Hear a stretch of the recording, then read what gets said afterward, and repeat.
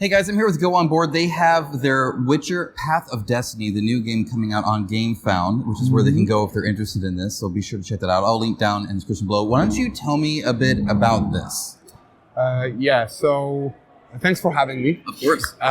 So this is a 1 to 5 player card game where each player drafts their card, manages hand of action cards, and the action cards represent different action that you do in the stories that are in the Witcher books, like most iconic stories. We have Striga, Lesser Evil, Edge of the World, and we are listening to our backers, and more are being developed right now and tested. Cool. And each of the stories, they have branching paths. So we want to maximize the effects of the cards that we play. But what the things that we do are not only to have victory points or experience points, but they affect the way that the story will branch. And each of the tales not only has different epilogues, but also different mechanics. So they are like easier or harder stories with more advanced things happening in them. So I think it's very fun for people who know the stories, because they see that they go differently. So they have the similar feel, but are different than what happens in the books. But we have playtested it through and through with people who just like card games, combo building, and the engine building. And they enjoy the mechanics of it and the fact that the story like comes along with it. So I think it's a nice blend. Oh yeah, perfect. Yeah, that's great. So it's all, the story is kind of card driven here with these tales. Yeah, exactly. Called, right? So let's say we get into Striga, we open the first card, we read the intro, and then we have here the special rule reminder. So if you play again, you can just give a quick reminder and then, okay, this is what changes. And this is the introduction to the first round, where we are going to talk to the people, which is gather diplomacy, or we're going to explore the castle, which is gather exploration. So there are 4 like symbols that represent different things at different times in different tales. But I think they all encapsulate what happens in the Witcher universe. So you either fight, or you do magic, or you do diplomacy, or you do exploration. So if we decide, or the destiny pushes us more to talk to people more, we see that in the second round, we go to page 6, we read what happened. People that gathered the majority of this one symbol and the other, they get something extra. So, and then we have introduction to the second round, where we are going to learn about the curse using magic, and we're going to gather evidence against Ostrid. And then in the end, let's say we moved here and we go to the last round, page 18. We are moving past some of the cards because, as I said, they are like 2 branches and then 4 branches and then 8 epilogues. And we end the game with trying to undo the curse on Striga or face it and kill it. And this is most iconic ending to the story, obviously, but there are different ones. And we go to the epilogues. And in this one, it's not only that the symbols change during the game, which affects how you play, but also it has secret missions, because the king wants you to, of course, break the spell, but the royals, they want you to kill the Striga. So they will award you depending on the game ending. And that's only for the Striga tale? That's only for the Striga tale, exactly. There are 12 different secret missions and secret objectives. So you randomly draw 4 and you are able to look at them, and 2 are activated at the end. So this is the feel to that story, to that tale. And each has a different feel. Like Lesser Evil, you are balancing between the 2 sides, 2 evils. And actually being punished if you go too much into one of them. The Edge of the World, it's based on the story where you meet the devil, and whenever you play a right sequence of cards, you get some extra symbols to one of the paths. And this one is like the best one to play with solo mode. So each of them has a different difficulty level, a complexity level, and each of them could be played many, many times because it's still competitive. So I am still excited to play against you again and again and again and again with different characters. The story will branch differently, Mm-hmm. but I want to utilize the cards better and better and better. Perfect. Okay. You said still competitive, but is it like a semi-cooperative, or would So you call it more competitive? this is completely competitive game. Mm-hmm. So at the end of the tale, there is one main character. Mm-hmm. So it's kind of like, what if Yennefer killed Striga? Okay. What if that happened? Yeah. Of course, in the lore, it didn't happen. Of course, yeah. But it could have, Mm-hmm. and in our game, it can. So she can be the main character of that story, for example, Mm-hmm. and that's the winner of the game. Gotcha. But in the meantime, because what I play affects where the story goes, Mm-hmm. I am looking at what you're doing or other people are doing, and there can be a lot of over-the-table conversation, and it all depends on the players, of Sure. course, but most of the time it happens. Like, you are going ahead, I am going to talk to the third person and say, let's push it to the other side, Sure. so Michael doesn't have too many victory points. Let's try to catch up. So there is diplomacy within the game, but also outside of the game. Above the table, Yeah. for sure. Yeah, definitely. No, that makes total sense. That's really cool. How was it with, and we'll probably get into like the card play in a little bit. Yeah. How was it working with an IP when it comes to doing what-ifs? No. Like how does that work? Because that's not normally the case. Normally Yeah. when you have an IP, you stick pretty close to it. So the idea of being in the world of The Witcher, but making it your own story, that's totally unique to this game. How have they been good with that? It started. So this idea started with a conversation we had with them. Mm-hmm. So after the Witcher Old World campaign has ended, and some few months have passed, and we met again, to talk about Sure. the project and talk about future projects. And we were discussing how could we make a game that is actually good and really playable, and touch upon stories that people already know. Exactly, yeah. So then, because they have such a creative and open team, they said, how about we don't stick to one path and open it up a little bit. And the whole idea was built around that, so that we're holding those two things together. They really wanted a game that is good, playable. It's not just one time and done, or even 8 times and done. They wanted it to be playable and challenging for people and fun in that way. But on the other hand, even though they open things up for okay, let's do the what-ifs, I think 3 or 4 people that are experts in lore for The Witcher at CD Projekt Red is working with us constantly. First, looking at the concept, looking at the way we want to approach that story, then reading all the paths and giving notes or showing us where that possible story does not match with lore. So from our perspective, it was really fun, and it is still a really fun experience where we have the guidelines and some openness, but at the same time, both parties want to keep it The Witcher. It's still grounded in that lore. Yeah, that makes total sense. So it's not more fan fiction than really Yes. what if this was just written to be this way? I like it. Okay, that makes total sense. That's really cool. And you said, you showed flipping to page 18, right? So there's a lot you won't see the first time, even the second time you play through, depending on the choices made. And for me, it is even going through the different paths and going through different endings. That's interesting for me. But even if I play this game, and because we were doing gameplay videos, I played all 3 of them lately. Sure. And it wasn't anything new for me. I knew, kind of remember the path. But first of all, props to my writing team, because I think the writing is really good here. In Polish, that's what I know, but I think in English it's also good. So that's cool to read again, even if I know it.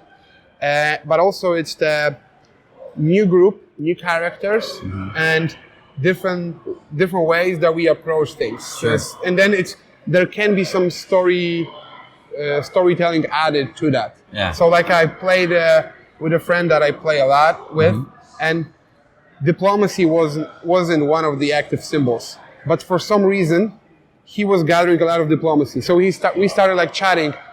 So what's happening? Yeah, Actually, what's like going on over Vesemir there? is out there giving a speech to people. Nobody asked him to do that, but he is for some reason giving a speech. So of course it depends on the group, etc. But I think with more plays, that kind of even what if added to the what if comes in. Sure. Yeah, I was thinking there's probably two things besides just going through the story, which is obviously amazing. Having it competitive helps. Yeah. Right? Because if it was cooperative, then you are just kind of going through the motions. If it's competitive, you're still trying to win. Yes. And that probably, I think, leads to the card gameplay. There's more to it than just reading story, right? You're actually playing cards and stuff like that. So there's an enjoyable mechanic there. Could you explain more how that works? Yeah, so the idea to have it competitive and interesting on its own, that was like one of the key things that CD Projekt Red set out. And I agree with that philosophy. Let's not have it just, cooperative one and done. So the card play, I think, is kind of, it's simple to grasp, but then the combos here are very satisfying. Sure. I think when you play, surprisingly satisfying. The cards give you symbols. Like this one, it shows that you were taking some military combat actions, and it gives you one sword. It also has two colors. Like it gives you some variety of how to interpret the action. Yeah. And then there are cards that have some requirements. I need to have exactly 2 yellow cards in my tableau, and that will give me 2 symbols to the left, which is helpful because I always want left and right symbols. Yeah. So there are cards that have requirements, or I lose something to gain something. So, and again, props to my development team. It's not only me; it's a game by Łukasz Woźniak and Go On Board, and that means the story, the product, the visual components, but the mechanics. I have a team of 5 board game developers. Then most of them are designers at the same time, and we are playtesting the game through and through. So it's a challenging and fun card game on its own. And when we would play bunch of times the same story the same day, we would go, remember that and read, okay, we're talking to the people and we're exploring the castle.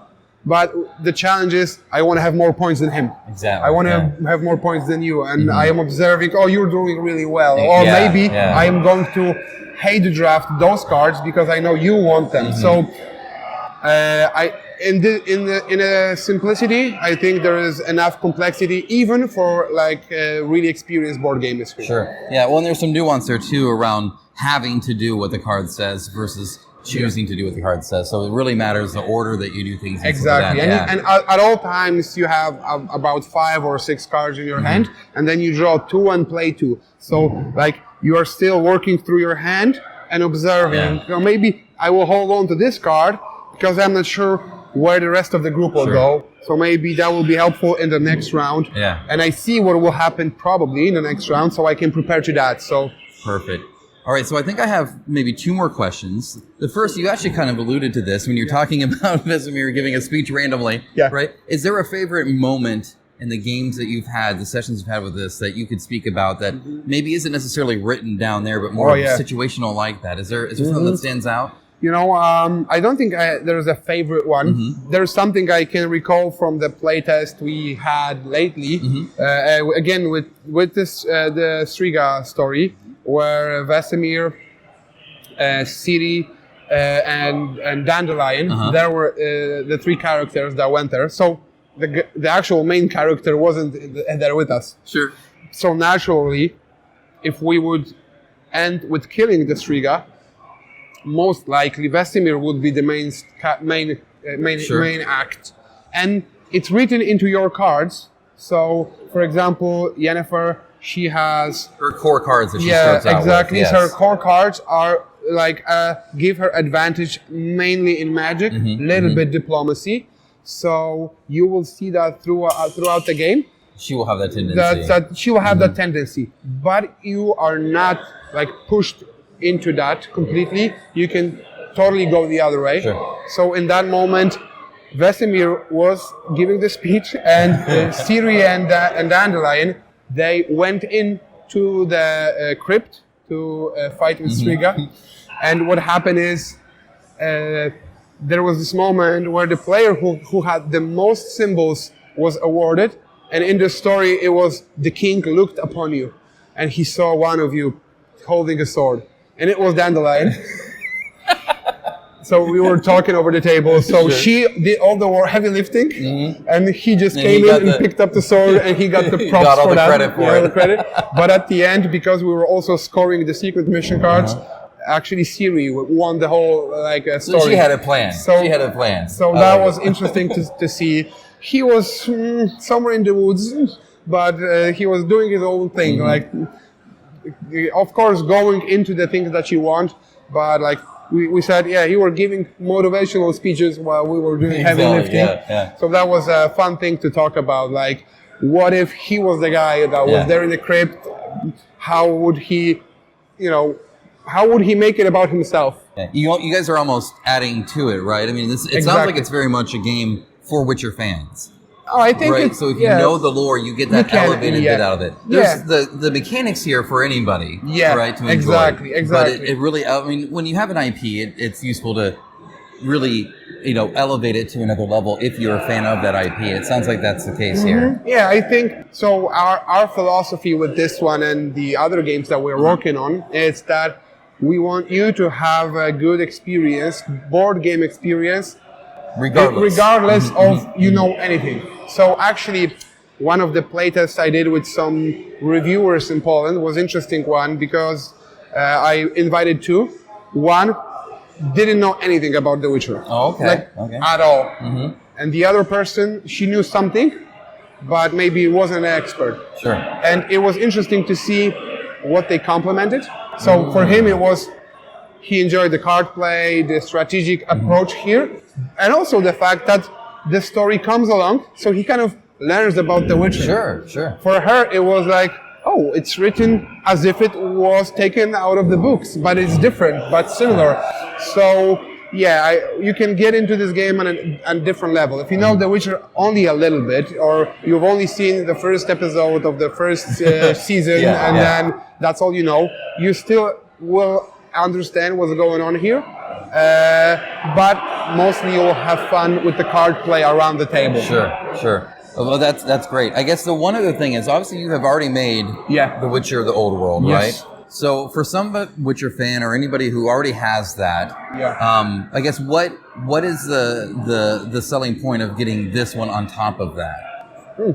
I think that if you want a game that is as strategic, or maybe even more so, like when it comes to managing your hand resources, managing your tableau, that gives you those brain tickles, but also puts you in an interesting story environment, and it does it all in 45 to 60 minutes, even with five players. Okay, yes, that's a big deal. So, or maybe with five players, when they're all thinking really long, it can get up to 90. This is what we are putting on the box, but it very rarely would go over that because there's a lot of things that we do at the same time. So you are engaged intensively. There is a lot of fun thinking and combo building with your cards. There is this the Witcher environment that come along for the journey with you, and it's very approachable from 1 to 5, easy to set up and easy to teach new players, but also have fun yourself as a gamer or a Witcher fan. So I think you can have both. Like, you can have bigger adventure game night, The Witcher Old World. You have less time in the evening, or you have players that are not as experienced, or maybe are not looking for the story cards that are happening in the old world, but they want to have nice environment, nice tale that comes along. Because this is what I think people are looking for. Like they want a nice looking game where they are challenged intellectually and compete with each other, but not aggressively. But at the same time, they want to have this story environment that they are in, because their experience is not only I was better, victory points wise, but the adventure that happened along the way. So I think you can have both for different moments in your gaming life. Sure. Yeah, no, that makes total sense. It's very much easy to table, right? Yeah. I mean, you can see this is pretty much it here. So it's a lot. We set this up in like a couple minutes. Now we arrange it a little bit different, but there's more stuff on here than you would need as well. So yeah, definitely that. And of course, it's set in like the time period that everybody knows and loves as well, which is great. Of course, too. Very story focused. And I think you hit the nail on the head there. With the old world, often you have to do kind of more direct PvP, more direct competition. Yes. And this one, you're so like you're competing, but for victory points, not necessarily by hurting somebody else. If that makes sense, which I think is a big difference for a lot of groups. So that's great. All right, well, I appreciate it. So that is linked down in the description below, of course. Go ahead and check out that campaign page. I'll have a review of this up. I don't know after this video, but soon after. So subscribe definitely to see that, and then follow the campaign to see when that launches on October 19th. All right, I appreciate it. Thank you so much. Thank you. All right, bye guys. Bye bye.